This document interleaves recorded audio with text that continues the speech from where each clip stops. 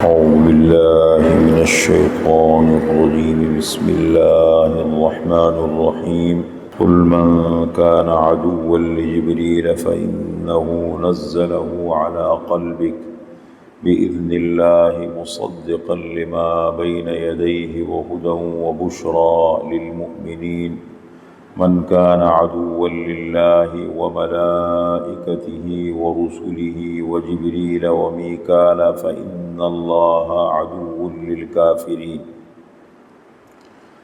قل اے پیغمبر آپ کہہ دیجئے من کان عدوا لجبریل، جو شخص دشمن ہے حضرت جبریل علیہ السلام کا،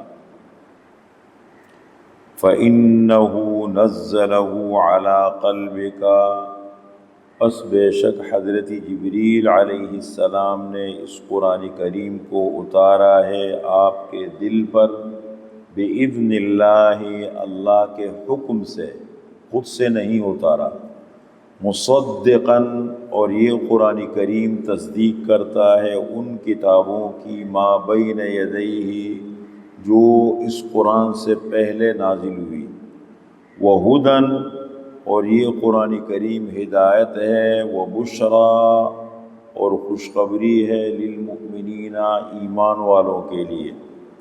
من کان عدوا للہ، جو شخص دشمن ہے اللہ کا، وملائکتہ، اور اس کے فرشتوں کا، ورسلہ، اور اس کے پیغمبروں کا، وجبریل، اور حضرت جبریل علیہ السلام کا، ومیکال، اور حضرت میکائیل علیہ السلام کا، فإن اللہ عدو للکافرین، پس بے شک اللہ تعالی دشمن ہے کافروں کا۔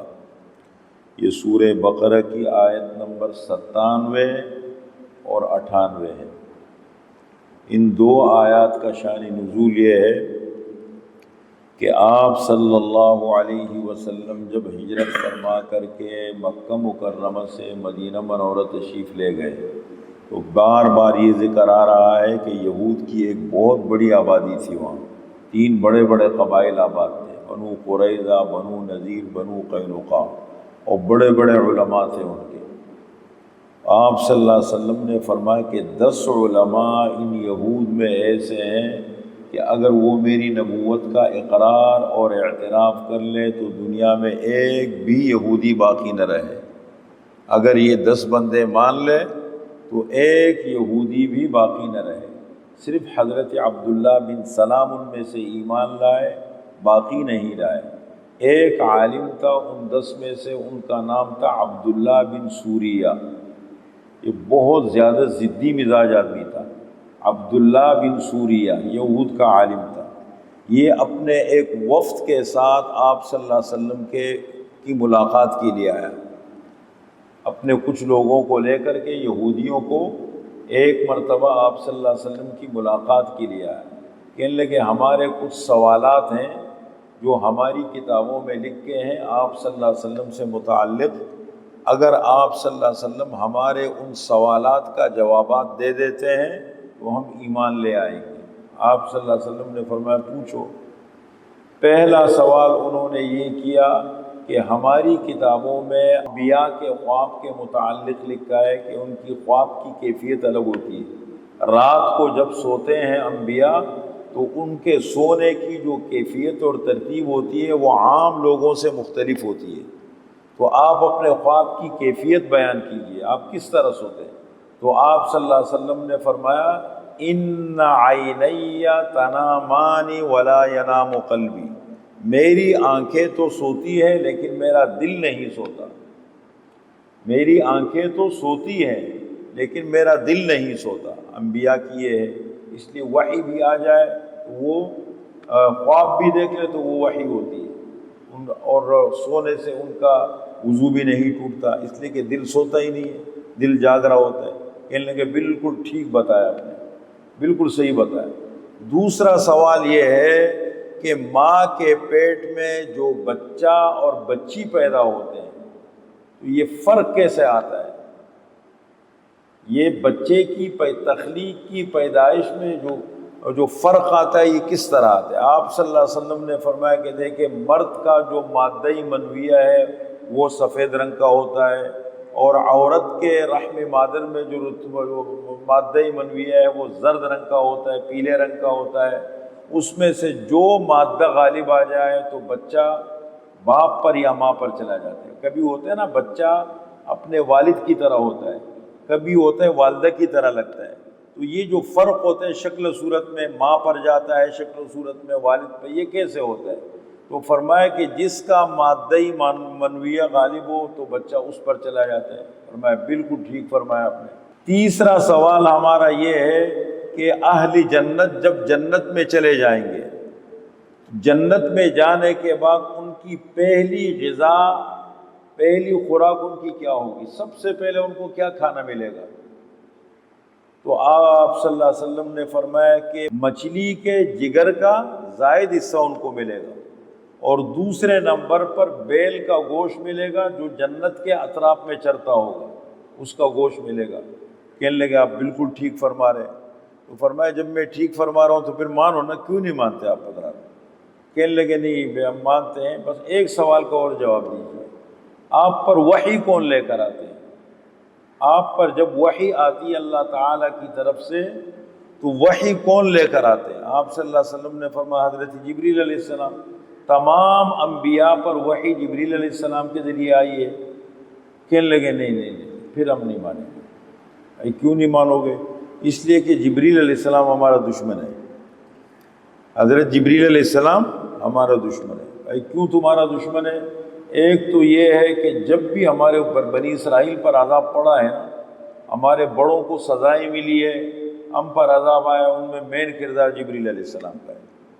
جبریل علیہ السلام پہلے ہوتے ہیں، انہی کے تھرو ہمیں عذاب ملتا ہے۔ اور دوسری وجہ یہ ہے کہ ہمارا سب سے بڑا دشمن یہود کا گزرا ہے، بخت نصر، ایک بادشاہ گزرا ہے بہت پہلے، آپ صلی اللہ علیہ وسلم سے بھی بہت پہلے۔ اس نے یہود کا بڑا قتل عام کیا، اس کا نام تھا بخت نصر۔ قرآن کریم میں اس کا نام تو نہیں ہے لیکن اس کا ذکر ملتا ہے۔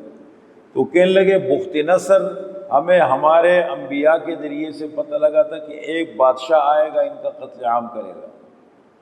ہمارے لوگوں نے وہ نشانیاں معلوم کی، اس کے تلاش میں پڑ گئے، کرتے کرتے کرتے بابل شہر میں ان کو پایا۔ ایک چھوٹا بچہ ہے، ابھی بڑا نہیں ہے، چھوٹا بچہ ہے، لیکن وہ ساری نشانیاں ان میں فٹ آ رہی ہے، جتنی بھی نشانیاں ہیں وہ بخت نصر کی اس میں فٹ آ رہی ہے۔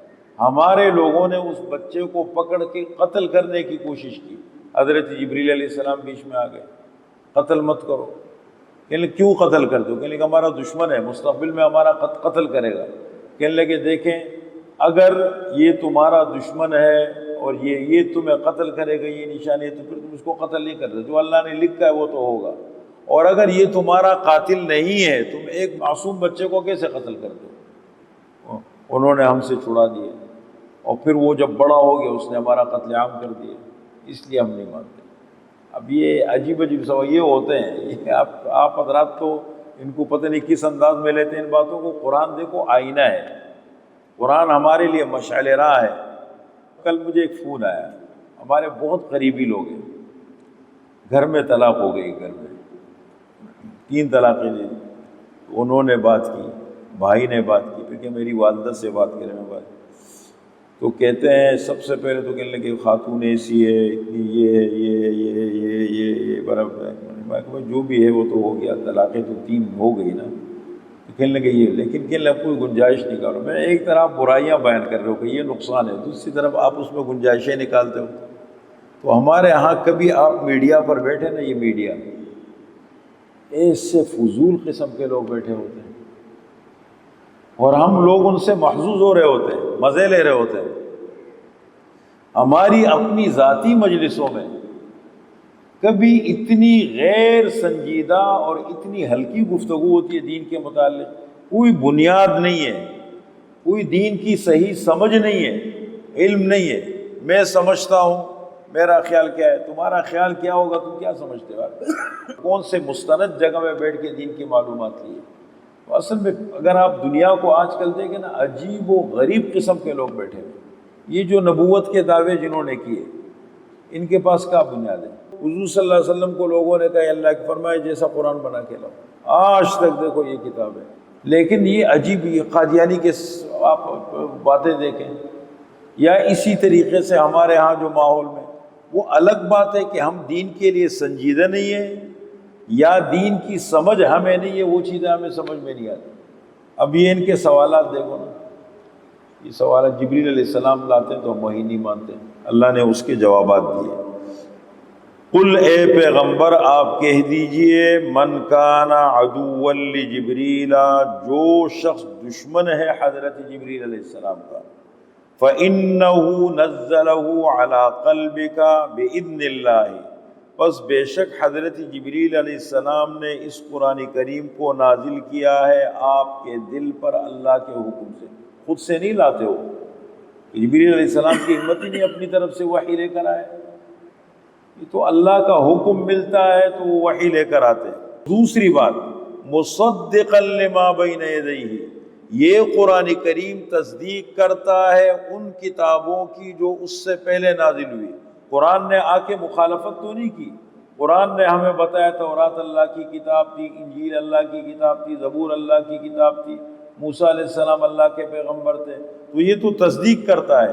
وہدن، اور یہ قرآن کریم ہدایت ہے، وبشرا، اور خوشخبری ہے، للمؤمنین، ایمان والوں کے لیے، جو ایمان لاتے ہیں عمل کرتے ہیں ان کو جنت کی خوشخبری سناتا ہے۔ فرمائے من کان عدوا للہ، جو شخص دشمنی کرے گا اللہ سے، وملائکتہ، اور اس کے فرشتوں سے، ورسلہ، اور اللہ کے پیغمبروں سے، وجبریل، اور حضرت جبریل علیہ السلام سے، ومیکال، اور حضرت میکائیل علیہ السلام سے، فإن اللہ عدو للکافرین، پس بے شک اللہ تعالی دشمن ہے کافروں کا۔